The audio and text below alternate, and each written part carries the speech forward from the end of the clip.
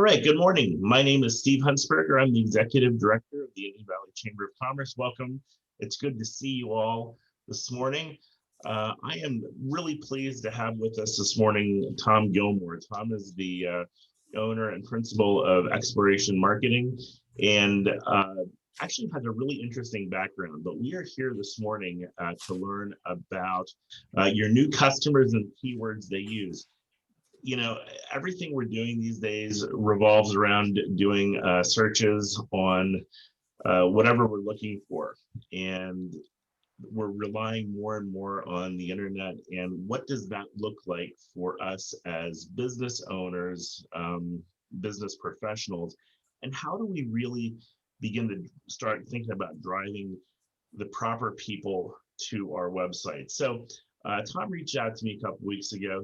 I think he has a great background. I'm going to actually let him introduce himself because he'll do a much better job of it than I will. He can brag on himself, and we'll let him do that. He has an interesting background. But then I think we're going to ask him after he's done that to jump right into the presentation. I am not going to mute anyone right now, but and Tom, do you want questions as they come up? Well, I believe there's an opportunity to use the reactions tool. Doesn't look like that anybody's using a smartphone here, so that's good. So the bottom navigation bar, there's a reaction tool down there, and if you would put your hand up, maybe Steve, you could field the questions for me. Yep, I will do that. And I just realized my microphone is cutting in and out, so I've made Tom co-host just in case something happens to my Okay. So Tom Gilmore, we are pleased to have you with us today from Explorations Marketing. So I'll turn it over to you if you would mind introducing yourself and then jump into the program. Sure. Steve, thank you very much for inviting me to, let's see if we got this presentation there. There it is. So I have to share my screen, right? Yep, there you go. Oh, we don't want to see that one.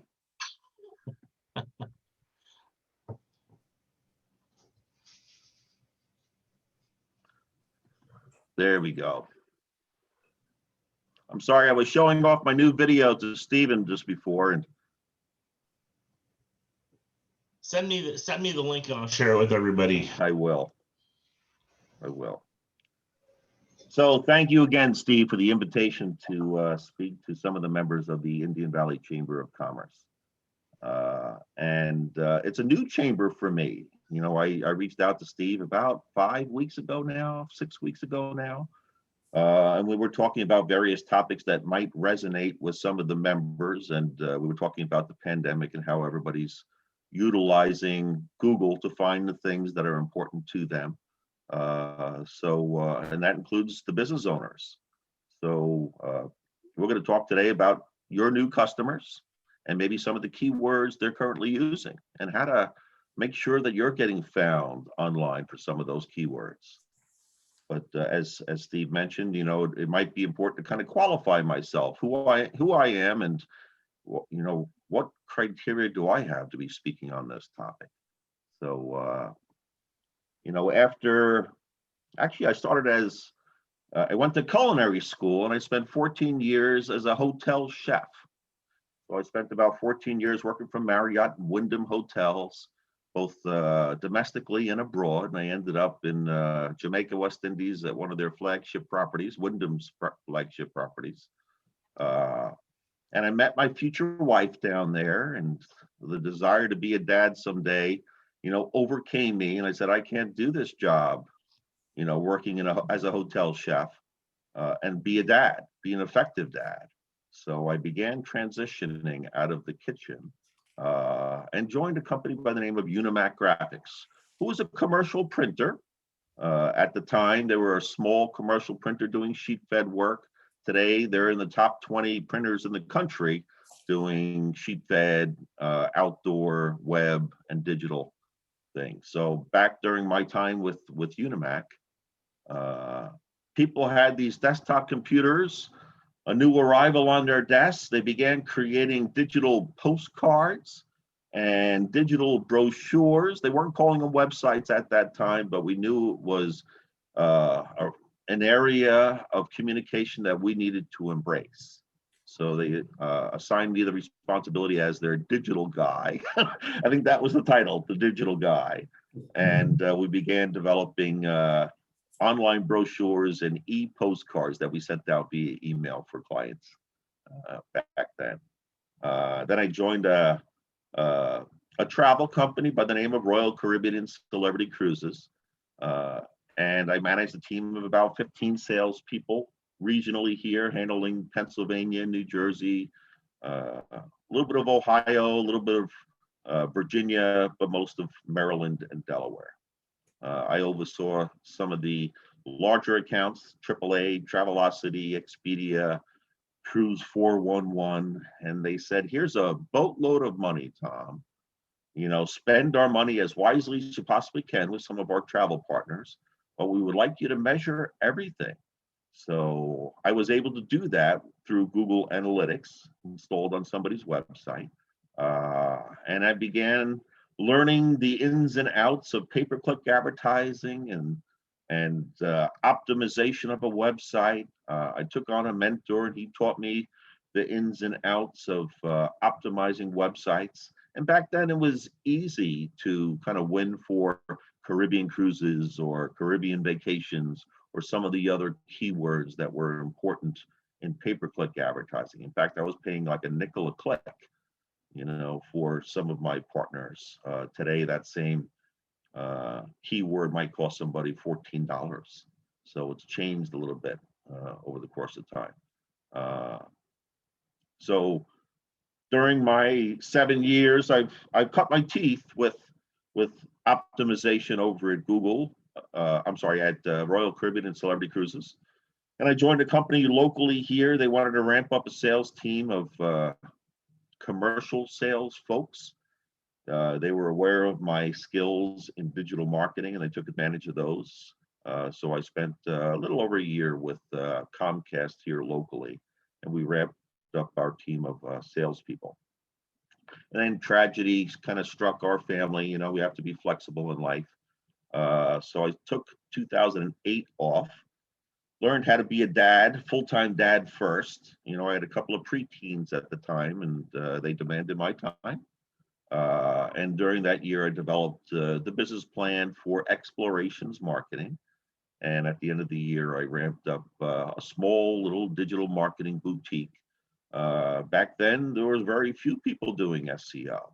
You know, I had already been doing SEO or search engine optimization for about 7 years at this point.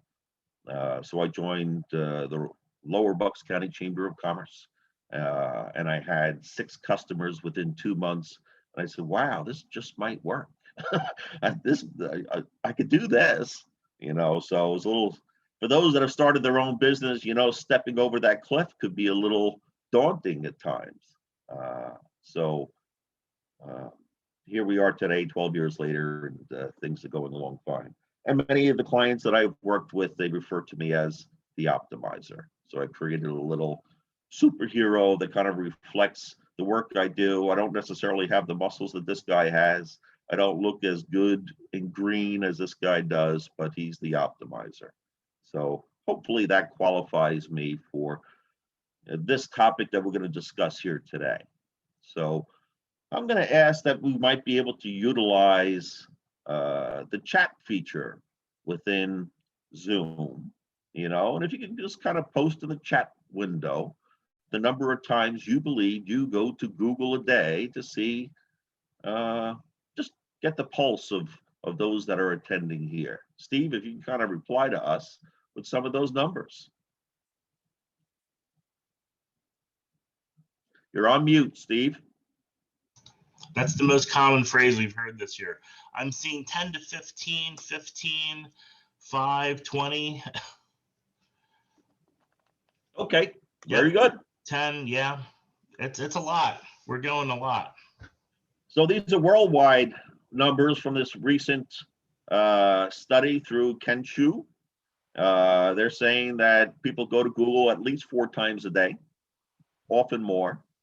Google represents, you know, it's the 800-pound gorilla in the room. So 90% of the search market is Google, people going to Google, even though they have Bing installed with all their applications, they're opening up a window in their browser for google.com. And they're telling us that they're conducting about or processing about 70,000 search queries every second. Amazing, absolutely amazing. Remember I mentioned in 2001 when I joined Royal Caribbean, Google was the infant. Yahoo was the big player in the marketplace back then. We were just kind of getting familiar with this new animal called Google. And here we are several years later, and it's just dominating. It's a force. So kudos to Sergey Brin and what he built here. So the typical user often crafts searches that are about 3 words long. Now they have a feature, and they've had this for quite some time, called auto suggest. So as you start typing your search query, Google will suggest you might be looking for a search phrase like this. And most people are choosing one of those options there. So my job was to understand more about how Google thinks. And there's a wealth of written publications and a lot of testing and learning, getting my knee skinned along, over the years on how to properly optimize a website for search engines. Most of my efforts were to find out what are they doing with the information that they're gathering from websites. How do they go through indexing? What's this algorithm all about? And you may have heard of search spiders or search bots. All they are is programs that kind of are, designed to reach out to or crawl various websites, and they gather very specific information from each web page. Page titles, page descriptions, headings, content, links, image file names, and they're gathering all this information and bringing it back to what they call their index, so that they might be able to display answers to the question. And that's all the search bar really is a place to pose a question. If I'm looking for something specific, I would type it into Google here, and in a fraction of a second, Google is returning 10 results organically. And usually it's a blended type of page they're showing these days. So there are local results, there are Google ads, there's a knowledge panel, other questions that might be important to your query, all based upon what you pose in this question. So it's a pretty incredible piece of math that's behind that Google search bar. And so understanding how Google works and how search works, was an important component of my education.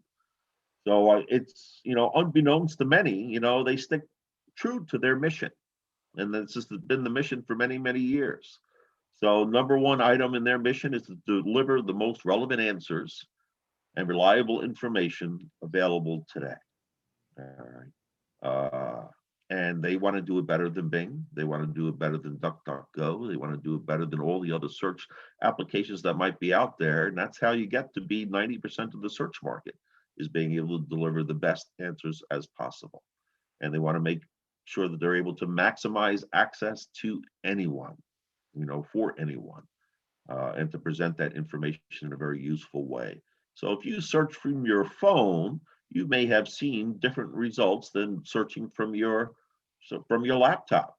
They make the assumption that from my phone, I'm on the go and I might be looking for different information, that might require directions. Or by tapping a telephone number, it populates my dialer on my phone, as opposed to other answers that I might be looking for. So useful way has, it's impactful. And contrary to popular belief, they sell ads and nothing more. Ads are how search remains free, and they have stayed true to that mission. People think that they're getting preferential treatment for advertisers. That is not the case at all. In fact, they don't charge anyone to appear in search results. It's you doing the right thing by your website, making it available to their indexing capabilities, that helps you appear in the search index. All right, so no preferential treatment for advertisers. So our job as website owners is to make our information as available and accessible for Google to crawl and to index, and to provide the information in a way that it's easy for them to crawl and gather it, as well as easy for our users to experience our websites in a useful, thoughtful way. So scattered information throughout your website, doesn't help the visitor, and that all will impact user experience. So a search bot is programmed to crawl and seek out specific elements.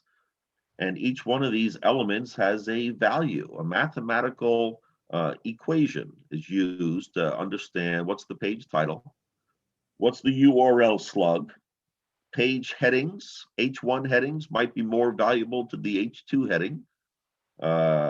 The content that appears underneath the H1 might be more valuable than the content that appears underneath the H2. They understand there's images on the page by the structure of that image URL and the slug or the file name that it's given, but they're able to read the alt text. So we have the ability to optimize all of these things for search. And then there are some, often there are comments if we're doing blog posts. There are other user experience elements like how quickly does my page load? Is it mobile friendly that become important in search results? And these page crawlers check the quality of this information, remove duplications, analyze that data, they normalize it, they standardize it, they scrub it, and they bring it back to their data warehouse. So when somebody poses the question in search, Google is not going to your web page to find the answer. They've already got that information in their index, hopefully, if we were presented in a useful way. So the goal is to be able to feed the search index as best we possibly can. So I understand, Stephen, that Travis might be with us today. Yep, he is. Travis, I want to thank you very much for allowing us to use your website and this as an example in our presentation today. What a wonderful job you did optimizing this website. I've gone through the website to help with developing this presentation today, and I could tell this was organized in a very thoughtful way. Somebody did some good, strong keyword research. We could tell from the homepage that we know who you are based upon your logo, the colors that you use. The navigation helps us understand a little bit more about you, the process that you offer to clients. Through the design portfolio, we understand that your strengths happen to be in kitchens and bathroom and additions in a home. To help users plan a new project, there are tools there to help them with that. Good, useful, engaging tools. And you talk a bit more about your showroom. Let's hope that you're opening up doors and receiving people into the showroom these days as we exit this pandemic craziness that we've been involved with. But my guess is you've probably been utilizing some digital showroom solutions as well. So I know through the tools that I use that there is an authority score, in your case, a very healthy authority score. So the tool I use gives a numerical score to various pages based upon the data that they're able to gather. It appears that you're averaging about 384 visits per month, and that number's on the rise. And these are organic search visits. You're not doing much in the paid search space, and you have a healthy backlink profile, which becomes important to people. It's important to Google because Google uses backlinks to understand the authority of a website, which is one of the elements they do. What's a backlink? So as I can see here, I'm going to move my tools around. This is the home page that Game and Design Remodeling has on Google. They are displaying the page title and the page description to users when they go searching, and this is one of the results that they have. So I've highlighted some of the keywords that Travis and his team have presented within their search title. Page titles are very valuable from this perspective. And home remodeling contractors and where you do business is important to the searcher. And if you have the ability to present maybe 60 plus characters, the goal of optimization is to use that space as effectively as you possibly can. We have about 165 characters to use for our description tag. And if we're able to write these two elements in a way that maximizes the space available to us, to utilize keywords as effectively as we possibly can, and to offer a little bit of marketing ease or a call to action, like give us a call today or visit our showroom today, is a call to action. It helps the user make decisions more readily as well. So great job. So you may be asking, well, what's an organic result and what does that mean? So I wanted to show a typical Google search result page. I happen to be in Ocean City, New Jersey this past weekend. And when I was testing this with my girlfriend, she said, well, what does organic mean? I said, that's a very relevant question. We should answer that. So we were riding bicycles down there. We might have needed a bicycle shop if we were in trouble there. So we posed the question in Google, help us find a bicycle shop near me. Very common search phrases to add near me these days. Google knew that I was basing that question from Ocean City, New Jersey, based upon the results they offered us. So the first top of the page were what we call PLR ads, product related ads, and they're presenting options to purchase bicycles. So somebody is paying for those particular positions through using Google advertising. All right. And you'll find that displayed in a number of different ways for a lot of different searches. So that's always at the top of the page. Underneath that was a Google Maps listing. So by optimizing our Google My Business profile, we could appear in Google Maps as best we possibly can. And there are ways of optimizing that portfolio. Usually they display about 3 results and then the word click here for more would appear underneath those 3 results. My screen wasn't large enough to do that. Hopefully you are all able to see this clearly on your end. So underneath the Google Maps listings was organic results. And often there are 10 if you're utilizing a desktop device in the organic. This is the area where we can't pay Google to appear at the top of the page. We have to do our best as far as providing the information to them and become the most authoritative website possible for that query that is asked about. So congratulations to Tuckahoe Bike Shop for appearing at the top of the page for this. So if I was looking for a bike, I might go there. Mike Ananelli has a bike shop in Ocean City, and it's showing his Facebook page rather than his home page here. It appears that Mike Ananelli's bike shop was a victim of COVID and the pandemic. So he has closed his doors. Bicycles were one of the most popular things that people looking for in April and May 2020. So I guess he couldn't keep up with the demand. And there's an article there that talks about him closing his shop after several years. And then there's a Yelp listing for that. So those are organic results. And that's what we're talking about here is optimizing for organic solutions. So back to game and remodeling. Here are some of the keywords that are currently driving traffic to their website. And the first 4, as you can see, have the name of the company in the search query. So game and remodeling, game and custom remodeling, game and builders represents maybe 64% of the search volume currently coming into your website on a monthly basis. And then I have a total of 7 here for this presentation. The last 2 are probably delivering a high quality visitor, kitchen remodel, Lansdale.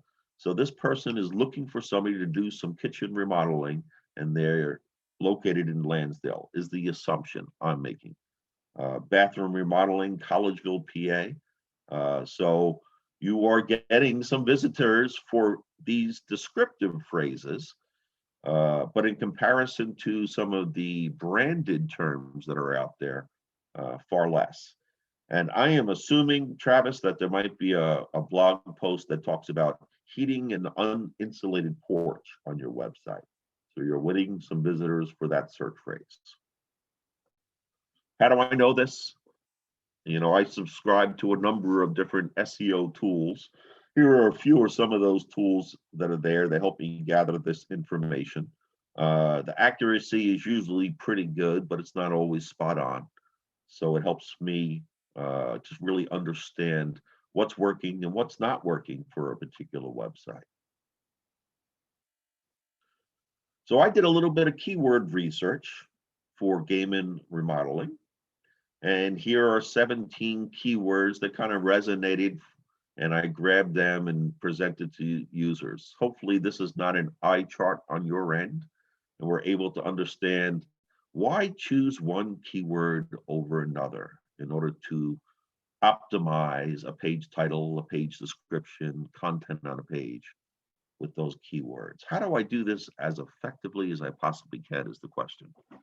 So the first few phrases, as you can see, there's huge search volume. So kitchen remodeling is being used in search 74,000 times a month. It's a difficult keyword to get found for on page 1. So I make decisions based upon search volume, the competitive nature of that particular phrase. How difficult will it be for me to win for that phrase? What's the cost per click? Helps me understand the commercial value of a phrase. Somebody wouldn't be spending $7.97 per click for kitchen remodeling contractors unless that delivered a high quality visitor to my website. We're not optimizing for Google ads in this case, but it does, these numbers, this data here does help me make smarter decisions to, if I only have 65 characters to work with for my page title, which ones do I use? How effectively do I use that space? So I know that somebody looking for kitchen remodeling contractors is probably looking for an individual or an entity, or home remodeling companies is looking for maybe a list of businesses that are in their area. So this searcher might be in a different phase in their search for the solution that they're looking for. You know, bathroom remodeling showrooms would represent a location, you know, so, and this person used the word near me in their search. So it's going to present different results to that user. If they use phrases like, how much does it cost to finish a basement? As you can see, it's got huge search volume, but that person might be in a different position, not ready to make a decision, just looking for information. And if somebody's looking for bathroom designs or home design ideas, they might be looking for ideas to stimulate some of their creativity.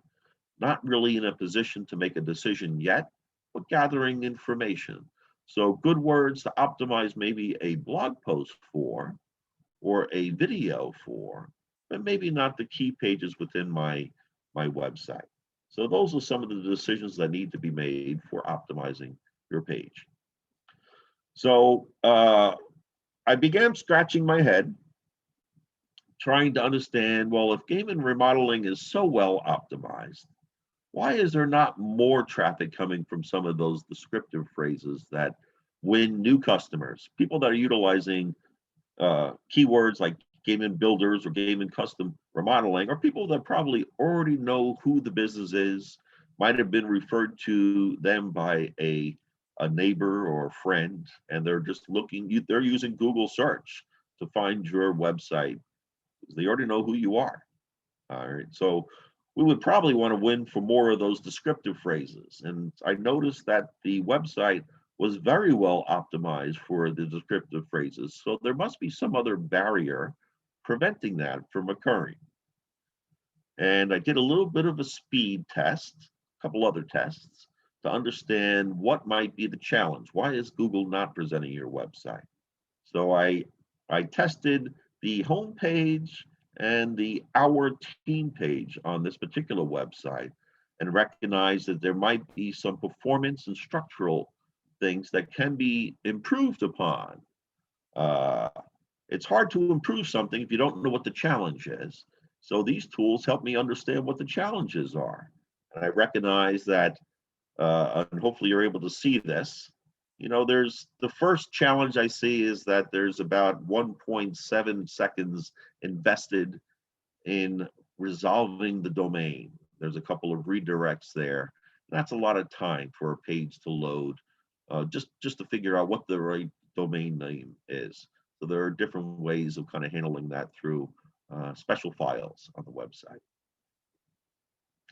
The first colorful paint usually represents the largest, not the largest, but often a text block. So the first time a piece of copy is pulled to render the page.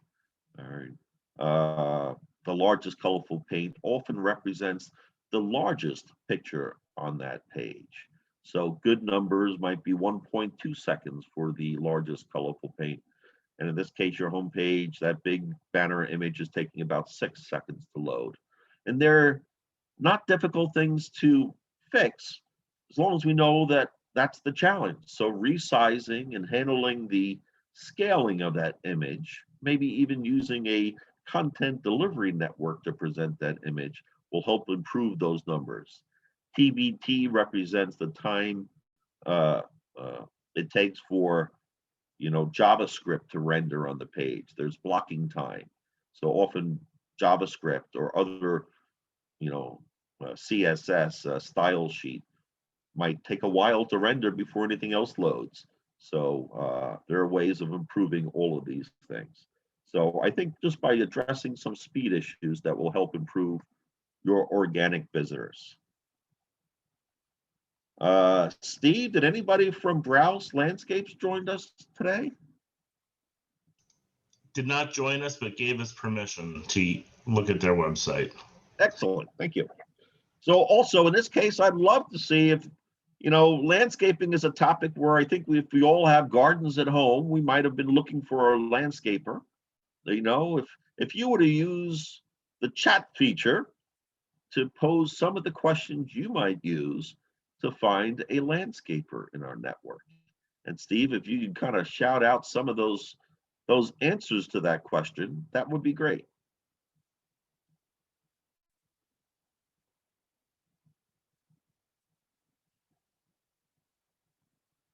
Are you with us, Steve?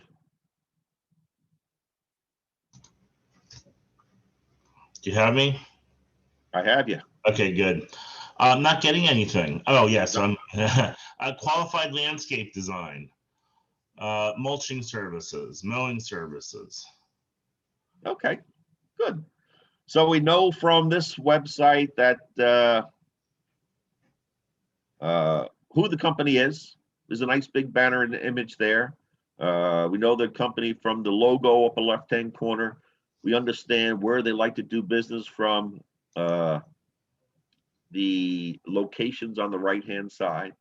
Navigation helps us understand that they perform horticultural services, hardscaping services, lighting design, water accents. They're all components of what Browse Landscape brings to market. So the question is, have we used some of these keywords within page content? I did that internal site search to understand some of the returns that Google presents to users.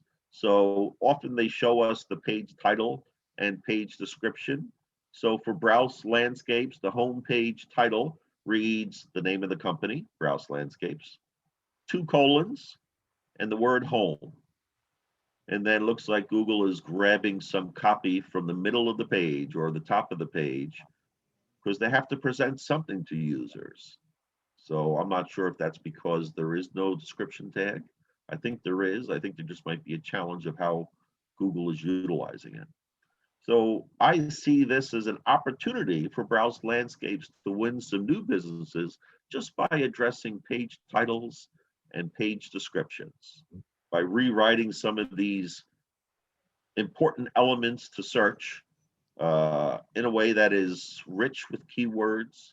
Uh, it understands, the competitive nature of various phrases, what's the commercial value of various phrases, and to rewrite these elements in a way that will help deliver more results for Browse Landscapes. So some of the keywords that are currently driving traffic to Browse Landscapes is, it looks like almost 100% of the traffic is coming from phrases that include the company name. So they're not really winning any organic search traffic yet, utilizing descriptive phrases. So I would see that as an opportunity for Browse to maybe kind of get some new customers just by changing up the way they've written and present copy to users. And how do I know this information? In this case, I used SEMrush to help me gather some of this information. So to help us maybe rewrite some of these key elements, or to help you learn how to rewrite some of these elements, it's important to maybe do some data gathering of various keywords that might be important to your particular business. I've done this for Browse Landscapes. Here's a list of 17 keywords, and I've sorted this list based upon the search volume. And again, I make decisions on how to rewrite these elements based upon search volume. What's the competitive nature of a various keyword? So landscaping services, I know from column 3 here, is being utilized 1.1 million times on other websites title tag, a very competitive environment. I might utilize a geographical qualifier to help me win for that keyword, or a third or fourth word to help me win for that keyword. And the last column represents the commercial value of the keyword. So as you can see, people are willing to pay a little bit more for tree removal service as opposed to landscaping services within search. So with this data, we would take the existing page titles and descriptions, which currently read Browse Landscapes, as we said before, : home. And the description tag, there was a description tag on the page. It just wasn't really relevant to the query as far as Google was concerned. And they chose to use something else. And we might rewrite it in this way so that it could present to users this way. So I am utilizing, as you can see, some high volume keywords that are relevant to this particular company's homepage. They want to do patios, they want to do water features. They are a landscape designer and include some geographical information. They want to do work in Hatfield and the main line, it appears, and give them a call to action to take advantage of. So this may sound tedious, but very important to search success. But it's not the end all to search success. So it's important that the content on the page works in harmony with what we're doing with page titles and descriptions. So don't forget to address quality content and images and headings and other media elements that might be important to the searcher. So if you were looking to find out how Google is indexing your website, we would use a search parameter is what it's called, a site search parameter. So in this example, Sojourner Suites is Linda with us today, Steve? No, but she also gave us permission. She'll watch this on the YouTube channel later today. Okay.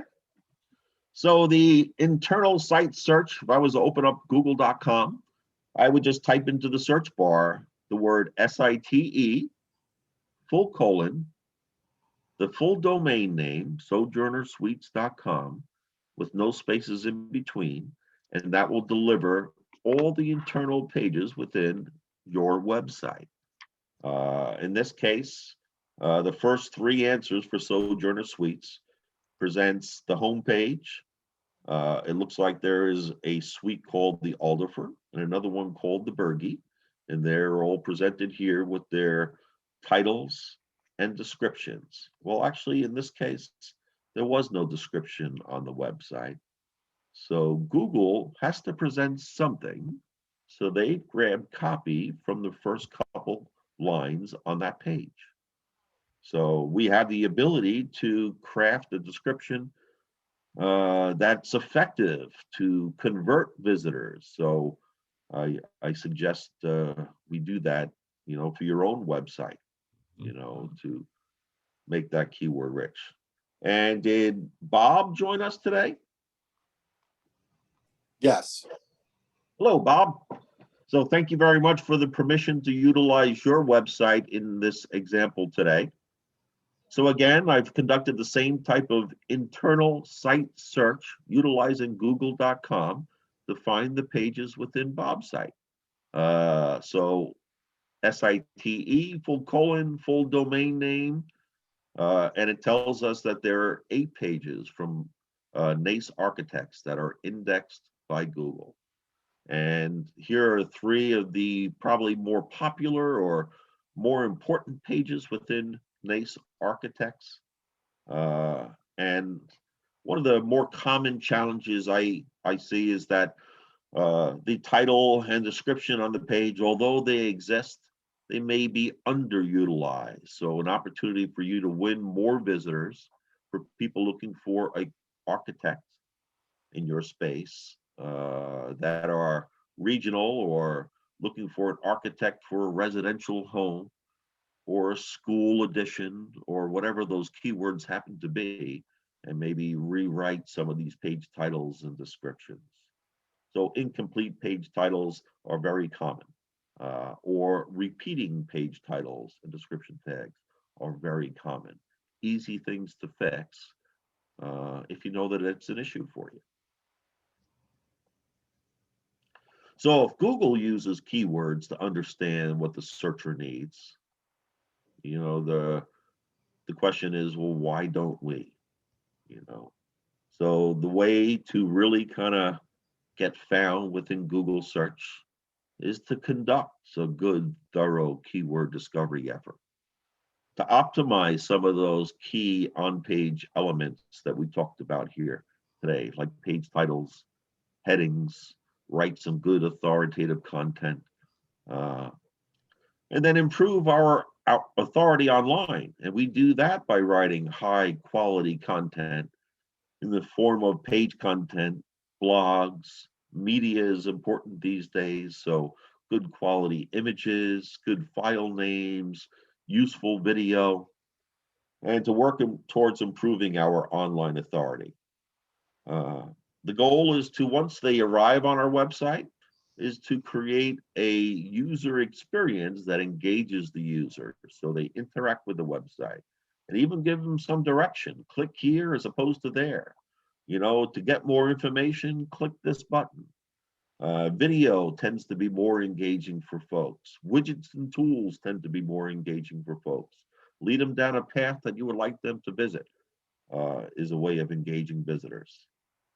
Google takes security and privacy and transparency very seriously.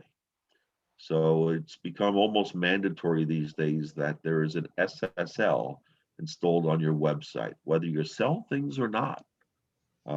They are going to be omitting websites from their search results if they can't guarantee a safe browsing environment for their visitors.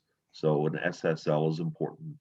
Good, clean code, that means good, clean, malware-free code is important, and the freshness of the content, or the plugins updated on a regular basis. Is the theme kept up to date? Unfortunately, there are characters out there that are hacking websites and injecting code and making it uncomfortable for both the user as well as the website owner. Speed and how it appears on a mobile phone is very important today. So here are some of the ways that we can help uh, help with getting found online. So is this a good time, Steve, that we might be able to field any questions that we might have? Yeah, I think this is what I would. Yeah, uh, we would encourage questions at this point, and I'm going to go back to my side-by-side view here so I can see what's going on. And yeah, I would say either raise your hand, and I have trouble seeing the bottom bar here on my screen the way it's set up, or just unmute yourself and ask your question. It may be a little messy, but I think we're all friends here, so we can live through the messiness. I have a comment as you all are thinking. It's interesting because we all have really nice websites, and there's a difference between a really nice website and then also a useful website. So we're all experts at what we do, and if we don't know how Google or the analytics tools are finding us, we can have a fantastic website, but if we don't have the right things in there, it makes it very difficult for searchers to find us, which is not really any rocket science, but it was a little bit of an epiphany to me. We can have a beautiful website, really nice website, and a good quality one, but if we don't have the right words in there, it makes it really difficult for people to find us. Well said. Thank you, Steve. So what questions do we have? I have a question. Hi, Tom, it's Tracy. Hi, Tracy. When's the best time to bring someone like you into a website project? Great question, Tracy. It's different for each business owner. Many business owners that I get engaged with often have a website, and they've spent a lot of money kind of developing something that is useful and works well for them, but hasn't yet been optimized. So they're struggling with, I just spent, $5,000 to $10,000 on a new website, but I'm not getting any visitors, and that's an issue. And they bring me in there, and I can work with existing websites. Probably 75% of the time that occurs. To be super successful, though, if you're at a time when you want to redo your website, there are so many more things that can be done to help optimize, such as URL structure. Once the website is built and launched, changing up the URL or the address is difficult. To utilize, nimble code is difficult. If you've already built the website, JavaScript is already set, so it's hard to kind of change that. So I can't really affect some of the structural changes I would make from an existing website, but a new website I can. So thank you, Tracy, for your question. Thank you. I guess everybody is. Travis, are you here? Did I do you justice? Not sure he's here. And I did drop Tom's email address in the, oh yeah, Travis says, yes, it was great. So I did drop Tom's email address in the chat box. I'll also email out everyone your contact information. You have it here. Perfect. Thank you. There you go. So to conclude, I wanted to make a special offer to the members of the Indian Valley Chamber of Commerce. So if you're interested, I'll utilize the tools that I've already invested in to help you understand what are the keywords that are currently driving traffic to your existing website. If you don't have that information already, it might be useful to see what's the reality, what's currently working for us. I won't really have the time to do a full keyword discovery. That would be more, if we get involved with doing work together. That often takes me 3, 4, 5 days to do that work, and to organize it and then begin rewriting some elements. But I'll be happy to invest the 15 to 20 minutes to scan your website and see which keywords are currently driving traffic to your website. And all I ask you to do is just send me a quick email or pick up the phone and give me a call and ask any questions that you may have. And happy to do that work for you. Well, thank you for that offer. I hope people take you up on that. I did get one more question here, which I think is a really interesting question. So Bob Nace is asking, is it possible to have a search for name corrections? So for instance, it's Nace, but could you have N-A capital C-E, or where Nace is misspelled, or not misspelled, but a different spelling of Nace. So there's two different ways to spell Nace, or have a capital letter in the, that somebody had a stray capital letter in the middle of a name. So the question is, if the search misspells your name, can you still get found? Yeah. Yeah. So the algorithm that Google has developed is a pretty intense piece of math.